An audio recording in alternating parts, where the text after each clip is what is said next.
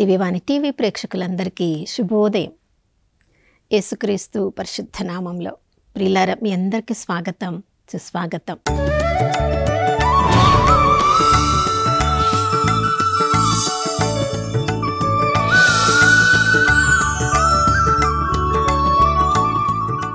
గడిచిన కాలమంతా మనం ఊహించిన దానికంటే, కోరుకున్న దానికంటే ఎంతో శ్రేష్టమైన ఇదిలో మనల్ని దీవించిన ఆ దేవాది దేవునికి ఈ నూతన ఉదయంలో మనస్ఫూర్తిగా వందనాలు చెప్దాం. విలాపతి గీతంలో 3వ అధ్యాయం 22-23 వచనాల్లో మనం చదువుతున్నాం. ఆ దేవుని ప్రేమ ప్రతిరోజు కూడా నూతనంగా మనపై కుమ్మరించబడుతుంది. ఎందుకంటే ఆయన నమ్మదగిన వాడు, విశ్వసనీయుడైన దేవుడు. నా ప్రియ సహోదర సహోదరి, ఈ ఉదయకాలంలో మనల్ని మనము ఆ ప్రభువునకు సమర్పించుకున్నట్లయితే మనల్లో ఉన్న అన్ని ఆశలను, కోరికలను ఆ ప్రభువునకు తెలుసు కాబట్టి వాటిని ఎలా తీర్చాలో శక్తి కలిగిన వాడు ఆ దేవుడు. ప్రియులారా, ఈ లోకంలో మనము ఈ రోజు మన పరిస్థితులను చూసినప్పుడు ఎక్కడ ఇప్పటి నుంచి ఎటువైపు నుంచి మనకు ప్రమాదం వస్తుందో మనము తెలియని పరిస్థితుల్లో జీవిస్తున్నాం. చూడండి, రోడ్డు మీదకి వెళ్తే మన దారిన మనం నడుచుకుంటూ వెళ్తున్నాము, కానీ ఎక్కడి నుంచి ఏ వాహనమో వచ్చి మనకు ప్రమాదాన్ని కలిగిస్తుందో, మనం ఇంటి నుంచి బయటకు వెళ్ళామంటే తిరిగి సురక్షితంగా ఇంటికి చేరే వరకు ఆ దేవుని కాపుదల లేకపోతే మనం సురక్షితంగా చేరలేని పరిస్థితులలో మనం జీవిస్తున్నాం. కానీ పరిస్థితులు ఇలా ఉన్నాయని ఇంటి లోపలే కూర్చున్నాం అనుకోండి, ఇంటి లోపల కూర్చున్నా కూడా మనకి ఏ ప్రమాదము, మనకి కష్ట నష్టములు జరగకుండా ఉంటాయా? తప్పకుండా జరుగుతాయి. మనము మన ఇంటిలో కూర్చొని మన జీవితాన్ని మనం జీవిస్తున్నప్పటికీ కూడా మన మీద ఎన్నో కుట్రలు చేసేవాళ్ళు ఉంటారు. మనకి అపాయం కలిగించాలని ఎన్నో ప్రణాళికలు వేసుకునే వాళ్ళు ఉంటారు. మనము అనవసరమైన ఉచ్చులలో మనము చిక్కుకొని పోవాలని ప్రణాళికలు వేసుకునే వాళ్ళు ఎంతోమంది ఉంటారు. ప్రియులారా, కీర్తనకారుడు 140వ కీర్తనలో ఇలాంటి వారందరి నుంచి అయ్యా నువ్వే నన్ను కాపాడగలవు అని ఆ దేవునికి ప్రార్థన చేస్తున్నాడు. ప్రియులారా, మన సొంత శక్తితో మనల్ని మనము కాపాడుకోలేము. మన శక్తికి మించి ఈ లోకంలో సైతాను తన కుయుక్తుల ద్వారా అన్ని రకాల ప్రమాదాలను మనకి గురి చేయాలని ప్రణాళికలు వేసుకుంటూ ఉన్నాడు. కొరింథీయులకు రాసిన 2 లేక 4వ అధ్యాయం 4వ వచనంలో మనం చదువుతున్నాం. ఈ లోకమే సైతాను ఆధీనంలో మనమే చేశాం. మన ఆది తల్లిదండ్రులు ఎప్పుడైతే దేవుని మాటకు అవిధేయత చూపించారో దేవుని నుండి తాము పొందిన ఆ ఆధిపత్యాన్ని సైతానికి అప్పచెప్పారు. అప్పటి నుండి సైతాను ఈ లోకాన్ని తన ఆధీనంలో తీసుకొని ఎప్పుడెప్పుడైతే మనం పాపంలో పడిపోతున్నామో ఆ పాపం యొక్క వేతనమైన మరణాన్ని మనము అనుభవిస్తూ ఉంటాం. కానీ పరిశుద్ధుడైన దేవుని వైపు చూసి నా శక్తి నాకు సరిపోవడం లేదు ప్రభా, నన్ను కాపాడే దేవుడవు నీవేనని కీర్తనకారుడు వలె మనం ప్రార్థన చేసినప్పుడు ఆ దేవుడు ప్రేమగల దేవుడు కాబట్టి తప్పకుండా మనల్ని ఆదరిస్తాడు.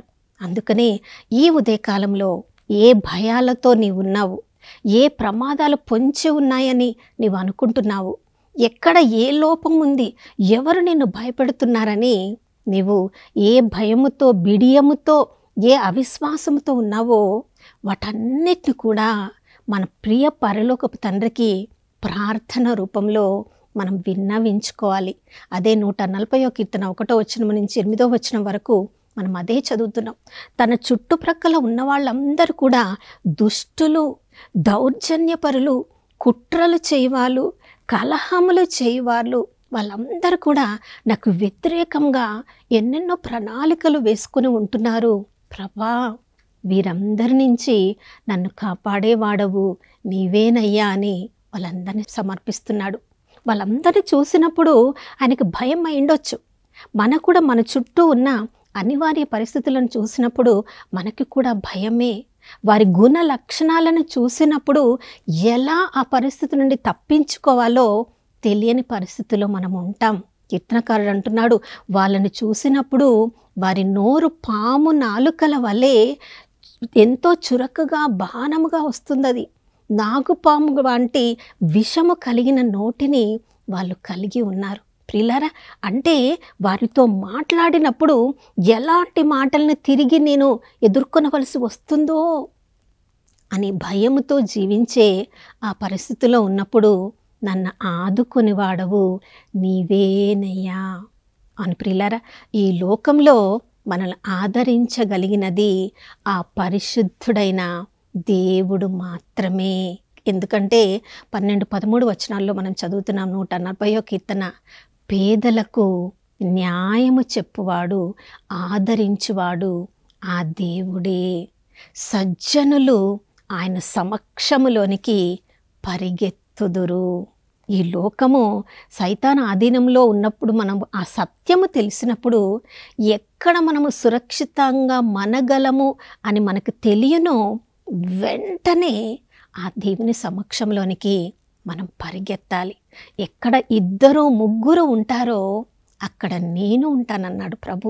మన కుటుంబంగా ఉదయమే లేచి కుటుంబంగా మనం అందరం కలిసి ప్రార్థన చేసినప్పుడు ప్రభు సన్నిధి మన కుటుంబంలోనికి దిగి వచ్చినప్పుడు ఆ ప్రభు సన్నిధి ఆ రోజంతా మనల్ని కాపాడుతుంది. ప్రియులారా, ఉదయం ప్రార్థన చేసినా సరిపోతుందంటే కాదు.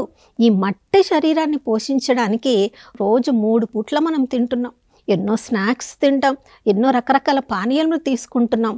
మరి ఈ అంధకార లోకంలో దేవుని సన్నిధిలో సురక్షితంగా మనం జీవించాలంటే చూడండి, ఆ అన్యరాజైన రాజు దగ్గర ఉంటున్న దానియేలు తను ప్రార్థన చెయ్యకూడని పరిస్థితులలో కూడా, ఇక ప్రార్థన చేస్తే సింహపు గుంటలో పడవేయవలసిన పరిస్థితిలో కూడా ప్రార్థన ఆపివేశాడా? ఏ పరిస్థితిని చూసి మనల్ని కాపాడే దేవునితో ప్రార్థన ద్వారా మనకున్న సంబంధాన్ని మనం పోగొట్టుకోకూడదు. ప్రియులారా, దానియేలు గ్రంథం 6వ అధ్యాయం 10వ వచనంలో మనం చదువుతున్నాం.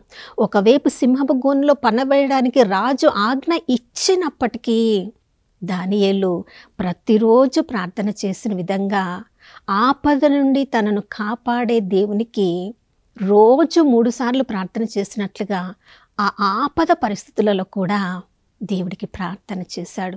ప్రియులారా, దావీదు రాజును చూసినప్పుడు ఒక రాజు అంటే ఎన్ని పరిస్థితులలో తల మునకలవుతూ ఉంటాడు. కానీ ఎంత ఎక్కువ బాధ్యతను ఈ లోకంలో మనం కలిగి ఉంటామో అంత ఎక్కువగా దేవునితో మనకు సంబంధం ఉండాలి. ప్రియులారా, రాజు అయినప్పటికీ 119 కీర్తన 164వ వచనంలో మనం చదువుతున్నాం. ప్రతిరోజు ప్రార్థన చేసినట్లుగా న్యాయయుక్తమైన విధులకు గాను ఆ కీర్తనకారుడు దావీదు రోజుకి 7 సార్లు దేవునికి వందనములు చెప్పేవాడంట. 7 అంటే అది పూర్తి సంఖ్య అని మనకు తెలుసు. అంటే రోజుకి 7 సార్లు ప్రార్థన చేసి ఎన్నెన్ని ఆపదల నుంచి తనని కాపాడమని, తన రాజ్యాన్ని కాపాడమని, తన రాజ్యంలోని ప్రజలను కాపాడమని ఆ రాజు దేవునికి ప్రార్థన చేశాడు. కాబట్టి 40 సంవత్సరములు అతడు రాజరికాన్ని కలిగి ఉండగలిగాడు. తన సొంత శక్తి ద్వారా రాజుగా ఈ లోకంలో తనను పరిపాలించలేడన్న సత్యము దావీదుకి బాగా తెలుసు. ప్రియులారా, అందుకనే ఎప్పుడెప్పుడు తన తప్పును ఒప్పుకొని సజ్జనులను దేవుని సమక్షంలో సురక్షితంగా మనునట్లు చేయు ఆ దేవుని దగ్గరికి నన్ను, నా రాజ్యాన్ని, నా రాజ్యంలో ఉన్న వాళ్ళని తీసుకుని వెళ్తే ఆ దేవుడు కాపాడతాడని దావీదు రాజుకు తెలుసు. కాబట్టి ప్రతిరోజు కూడా రోజుకి 7 సార్లు ప్రార్థన చేశాడంట. మనం ఎన్నిసార్లు ప్రార్థన చేస్తున్నామేమో. రోజుకొక్కసారి ప్రార్థన చేసి ఇక రోజంతా నువ్వే చూసుకోవాలా ప్రభా అని మనం మాత్రము ఈ లోక ఆశల్లో కోరికల్లో మనం నిమగ్నం అయిపోతే ప్రియులారా, మనము ఎక్కడ ఉన్నామో, ఏ దేవుని సన్నిధిలో ఉన్నామో, ఆ దేవునికి చెందిన వారమైతే మనం ఏం మాట్లాడాలి, ఏం మాట్లాడకూడదు, ఏ స్థలాలకు వెళ్ళాలి, ఏ స్థలాలకు వెళ్ళకూడదు అని మనము క్రమశిక్షణలో ఉంచుకోగలిగితే మన అన్ని పరిస్థితులలో దేవుడు మనల్ని కాపాడుతాడు. అందుకనే చూడండి, ఒకవైపు దేవుని వాక్యాన్ని బోధిస్తూ ఉన్నవాడు ఆ వాక్యాన్ని పట్ల ఎన్నో శ్రమలు అనుభవిస్తున్నాడు. ప్రభువు దగ్గర మొరపెట్టవచ్చు. అపోస్తలుడైన పౌలు, ప్రభా నీ సేవ చేయడానికే కదా, నీ సువార్తను బోధించడానికే కదా నేను నా జీవితాన్ని అర్పించాను. కానీ ఎందుకు ఇన్ని శ్రమలు, ఎందుకు ఇన్ని చెరసాల, ఎందుకు ఇన్ని కొరడా దెబ్బలను అడగలేదు ప్రియులారా. కొరింథీయులకు రాసిన మొదటి లేఖ 9వ అధ్యాయం 27వ వచనంలో చెప్తున్నాడు, అందరికీ బోధించిన తర్వాత నేను భ్రష్టుడను కాకుండుటకై నన్ను నేను నలగగొట్టుకుంటున్నాను, క్రమశిక్షణలో పెట్టుకుంటున్నాను. ప్రియులారా, మనము ఎక్కడ ఉండాలో, దేవుని సన్నిధిలో ఉండవలసిన మనము లోకమంతటా తిరిగినా కూడా దేవుని కాపుదల నాకు కావాలంటే అది జరగదు. మనం ఎక్కడ ఉండాలో అక్కడ ఉండితే ప్రభు కాపుదల తప్పకుండా మనకు ఉంటుంది. కాబట్టి ఈ ఉదయకాలంలో మనల్ని, మన కుటుంబ సభ్యుల్ని, మన ప్రియమైన వారిని అందరినీ కూడా ఆ దేవుని కాపుదల క్రిందకి తీసుకొని వద్దాం.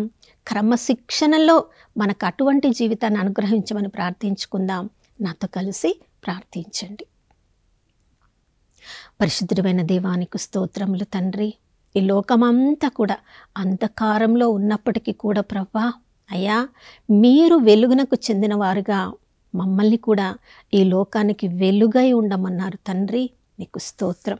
యోహాను రాసిన మొదటి లేఖ 1వ అధ్యాయం 7వ వచనంలో, మీరు వెలుగునందు జీవించినట్లుగా మేము కూడా ఈ లోకంలో, ఈ అంధకార లోకంలో అంధకారానికి చెందిన వారంగా కాకుండా వెలుగునకు చెందిన వారంగా ఉండడానికి ప్రభా ఈ నూతన ఉదయంలో మమ్మల్ని అందరినీ కూడా అభిషేకించండి. నాయన లోకము వైపుకి మా దృష్టిని సారించి అయ్యా మేము కూడా లోకస్తులుగా మారిపోకుండా ప్రభా అన్ని పరిస్థితులలో కూడా అయ్యా నీ దయ, నీ కరుణ మమ్మల్ని వెనవెంటే ఉందని ప్రభా సత్యములో నాయన వాక్యమును అనుసరించి మేము జీవించడానికి కృపను అనుగ్రహించండి. ఎప్పుడెప్పుడైతే వాక్యం ప్రకారం మేము జీవిస్తామో మీ కాపుదల మా వెనువెంటనే ఉంటుంది ప్రభా. నీకు స్తోత్రం. అప్పుడు గాఢాంధకార లోయలో మేము నడిచినా కూడా మేము భయపడము. నీ దుడ్డు కర్ర మమ్మల్ని కాపాడుతుంది.